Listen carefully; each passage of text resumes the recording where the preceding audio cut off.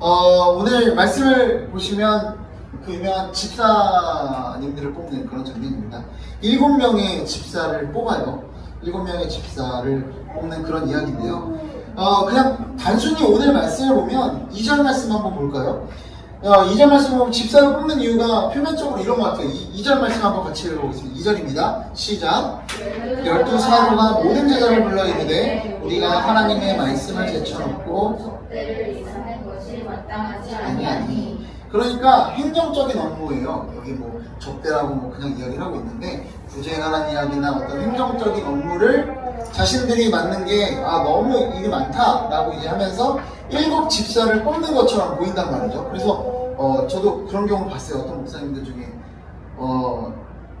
여기 보면 사도들은 뭘 한다고 돼 있어요? 말씀과 기도를 4절 말씀에 보면 우리는 오로지 기도하는 일과 말씀 사역에 힘쓰리라. 그러니까 기도하는 일과 말씀 사역에만 힘쓰고 그런 행정적인 일이나 잡다한 일은 이제 집사님들 해야 된다는 거죠.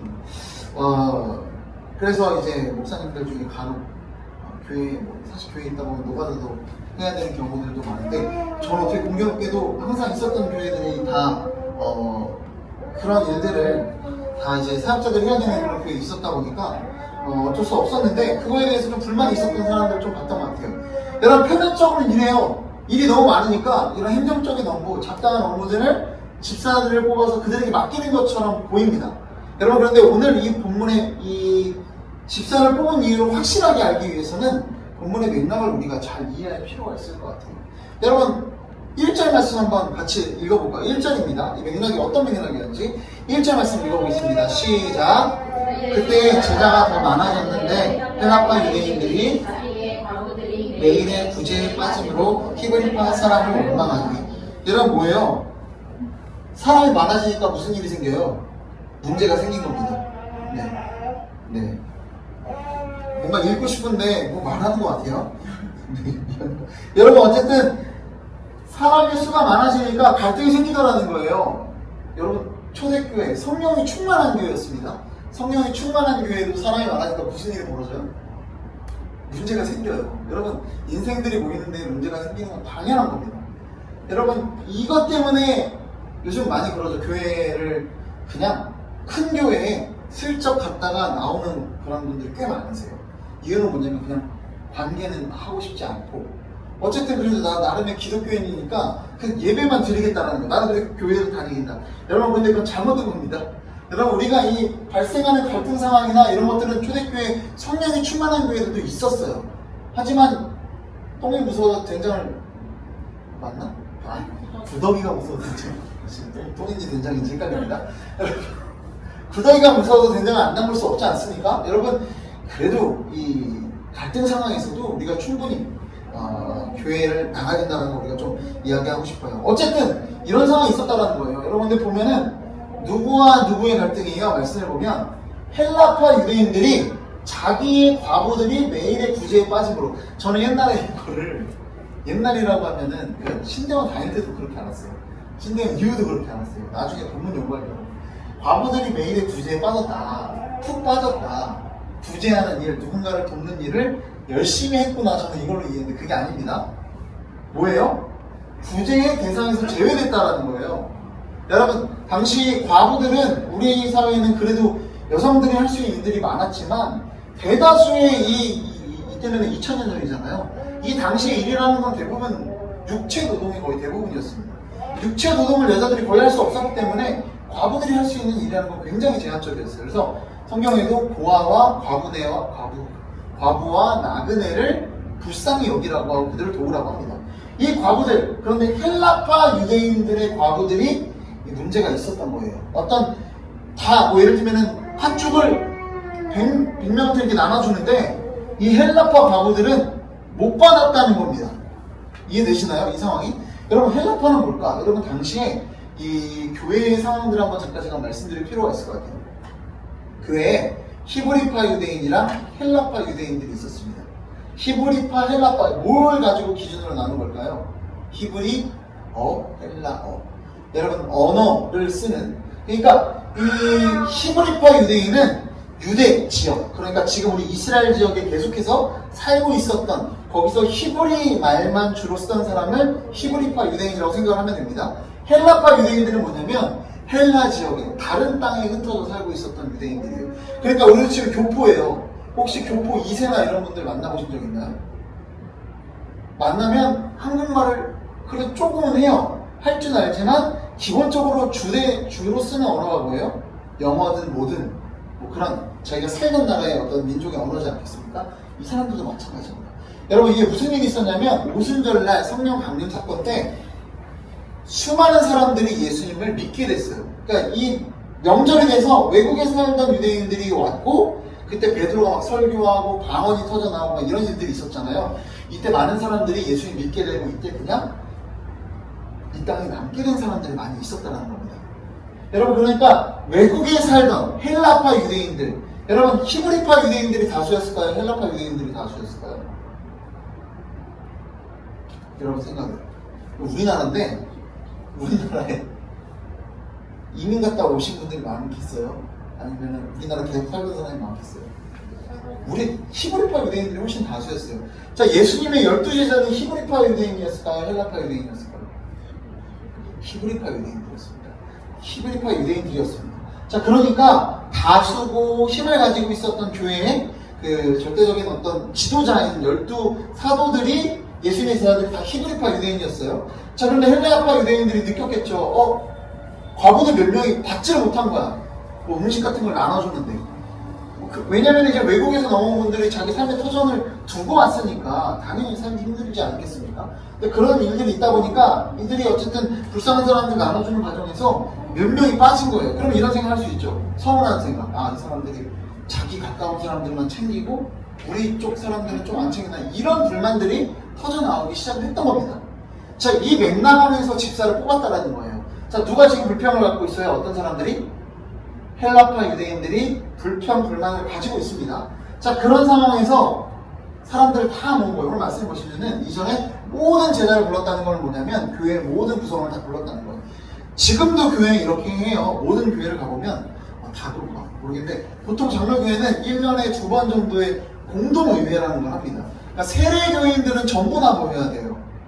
근데 요즘 잘 안 모이긴 한데요. 그래서 그날 가보면, 모든 교회 다 가보면 담임 목사님이든 부교육자들 얼마 받는지, 세금은 얼마인지 다 나와요. 네. 그리고 돈을 어떻게 썼는지, 수입은 얼마인지, 그리고 어떤 식으로 돈을 사용하고 있는지에 대해서, 또 어떤 행사들을 했는지에 대해서 1년에 2번 정도는 다 공개를 하는 그런 공동회의라는 게 있습니다. 뭐 당회라는 여러 개의 회의가 있지만 공동회의는 전체가 모이는 회의예요. 자, 어쨌든 그런 회의를 하게 된 거예요. 뭘 하기 위해서? 집사를 뽑자고 한 겁니다. 여러분, 집사를 왜 뽑았을까? 여러분, 그냥 단순히 표면적인 이유는 뭐예요? 우리 일이 많으니까 우리는 기도와 말씀에만 전념하겠다. 그 외의 일들은 집사들이 해라, 이런 것처럼 보이지만 실제로 그렇지 않다라는 겁니다. 여러분, 이들이 이 7명을 뽑은 이후에 5절 말씀 한번 같이 읽어볼게요. 뽑고 나서 어땠는지 5절 말씀 한번 같이 읽어보도록 하겠습니다. 시작. 이 말을 기뻐하여 믿음과 성령이 충만한 사람 스데반과 또 빌립과 유대교에 입교했던 안디옥 사람 니고라를 택하여, 자, 이 사람들이 이 모든 사람들이 이 일에 기뻐했다고 합니다. 그리고 뽑았어요. 뽑았는데 여러분 놀랍게도요, 아까 제가 그 얘기를 했잖아요. 뭐 이민자도 얘기를 했으니까, 공교롭게도 전에 있던 교회에 보면 국제학교 나온 애들이 좀 많이 있어서 예로 듣기가 좀 좋았어요. 거기 보면 지금 뉴욕에 가 있는 친구 이름이 정모식인데 외국 이름이 앤드류예요. 그리고 또 니콜라스라는 친구가 있었어요. 자, 여러분, 그런데 지도자를 7명 뽑았는데 이은하, 오정식 이런 사람이 뽑힌 게 아니라 니콜라스, 앤드류, 스테판 이런 사람들이 뽑힌 거예요. 뭐예요? 누구만 뽑힌 거예요 지금? 헬라식 이름이에요. 전부 다. 여러분, 그 얘기는 뭐냐면 오늘 집사를 뽑았는데 전부 다 누가 뽑혔다는 거예요? 헬라파 유대인들로 그 사람들이 다 뽑혔다는 거예요. 여러분, 오늘 이 집사라는 직분은 뭘 하냐면, 가장 중요한 건 뭐냐면 돈 관리를 해요. 여러분, 지금도 그렇지만 뭘 가진 사람이 가장 힘이 있습니까? 사실 돈입니다. 여러분 돈을 마음대로 사용할 수 있는 권한 누가 갖게 되는 거예요? 여기 7명이 갖게 되는 거예요. 여러분 그러니까 일종의 기득권을 이 7명이라는 사람이 이제 갖게 됐다는 거예요. 여러분 그런데 이 7명이라는 사람을 뽑는데 어떤 방법으로 뽑았을까요? 여러분 어떤 방법으로 뽑았습니까? 오늘 말씀을 보시면 온 무리가 뽑았대요. 뭘까요? 제비를 뽑았을까요? 여러분 투표를 했습니다. 투표를 하는 간단한 표현이에요. 여러분 투표를 했어요. 헬라파 유대인들 7명이 전부 투표로 뽑혔습니다. 돈 관리를 하는 중요한 업무를 맡는 일에 헬라파 유대인들을 뽑혔어요. 여러분 이게 여러분 생각에 상식적으로 가능한 일인가요? 여러분 생각을 해보세요. 호남 사람들이 모여있고 경상도 사람들 인구가 모였어요. 투표를 했는데 누가 뽑힌 거예요? 소수인 경상도 사람들만 다 뽑힌 거예요. 여러분 우리 사회에서 이런 일들이 벌어집니까? 여러분 상대적으로 약자고 소수가 누구예요? 헬라파 유대인들이에요. 투표를 하면 일반 상식으로 누가 뽑혀야겠어요? 우리의 어떤 이권을 대변해 줄 수 있는 히브리파 사람들로 7명이 뽑혀야 되는데 투표를 했더니 누가 뽑힌 거예요? 헬라파 사람들로 전부 다 뽑혔다라는 겁니다. 여러분 민주주의에 어떤 맹점들이 있다라고 하죠. 왜 그렇습니까? 다수결의 원칙이라는 게 사실 그렇잖아요. 그게 항상 옳은 게 아니고 보통 자신들의 집단의 이익을 대변하는 것을 택하곤 하니까. 여러분 그런데 오늘 이 말씀 성령에 충만한 교회의 특징을 우리가 바라봤으면 좋겠습니다. 여러분 성령에 충만한 교회도 갈등이 있나요 없나요? 있어요. 저는 그렇게 생각해요.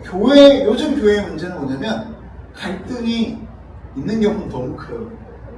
갈등이 있는 경우는 어떠냐면 서로 마귀의 집단으로 여기서 죽을 때까지 싸웁니다. 교회가. 그래서 교회가 쪼개지지 않으면 갈등이 안 끝나는 경우들이 되게 많아요. 무슨 진짜 이 마귀의 자식들이라고 생각을 하나 봐요. 여러분 그리고 또 하나의 문제는 뭐냐면 교회의 갈등이 없는 게 또 문제예요. 또 무슨 말입니까? 여러분 사실 지금 사회에서 가장 많은 목소리를 내는 사람들이 30, 40대라고 뭐 이야기할 수 있겠죠. 50대도 그렇고. 근데 교회에서 가장 조용한 세대가 30, 40대, 50대입니다. 그냥 가만히 있어요. 왜?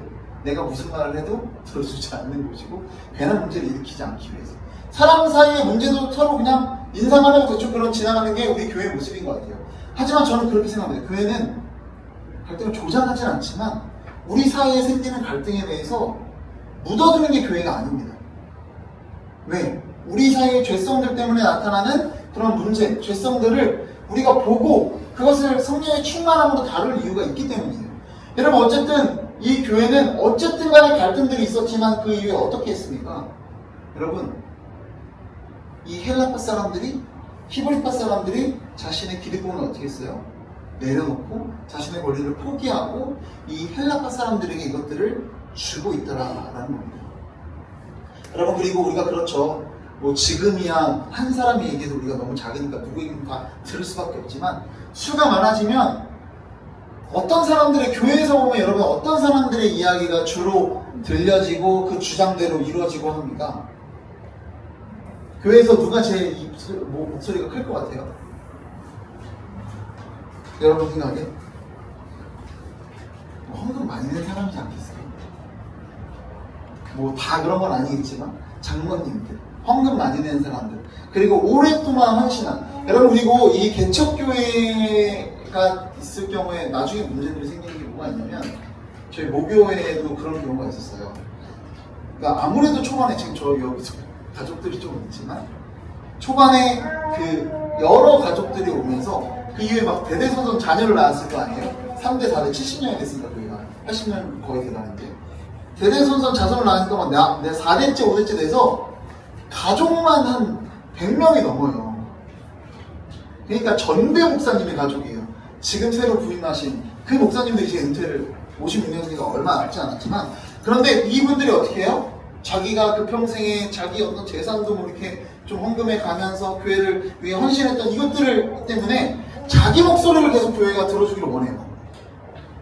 여러분 우리는 다 그렇죠. 내가 이만큼 했는데, 내가 헌금을 이만큼 했는데, 내가 교회 위해 이만큼 했었는데. 여러분 그런데 오늘 성령이 충만한 교회의 특징은 뭐예요? 그런 사람들의 이야기가 들어지고 주장되어지는 것이 교회가 아니라 어떤 사람들의 이야기가 들어지는 겁니까? 약자고 소수고 어떻게 보면 교회를 위해 아무것도 하지 않은 그 사람들의 이야기가 들어지는 곳이 교회라는 것을 오늘 말씀드리는 볼 수 있습니다. 여러분, 정말 소수였고 약자였고 아무런 주장도 할 수 없어 보이는 그 헬라파 유대인들 얼마나 소수였겠어요. 이 사람들의 이야기가 들어지고 이 사람들이 지도자로 세워지는 일들이 있다는 겁니다. 여러분, 그리고 그 이후에 하나님은 어떻게 역사하시냐면요, 이후에 교회가 박해가 있습니다. 그리고 성도들이 흩어져요. 전 세계로. 네. 자, 그렇게 되면서 본격적으로 선교 역사가 시작되는데 누가 중추적인 역할을 했을까요? 히브리파 유대인이었을까요? 헬라파 유대인들이었을까요? 전 세계의 선교, 복음을 전하는 일들에 누가 더 주도적인 역할을 했을 것 같아요? 헬라파 유대인들이 주도적인 역할을 합니다. 그래도 그럴 수밖에 없죠. 이 사람들은 외국 나가도 말을 할 수 있는 사람들이고 히브리파 유대인들은 말도 못하는 사람들이니까. 여러분, 오히려 헬라파 유대인들이 선교를 주도하더라는 거예요.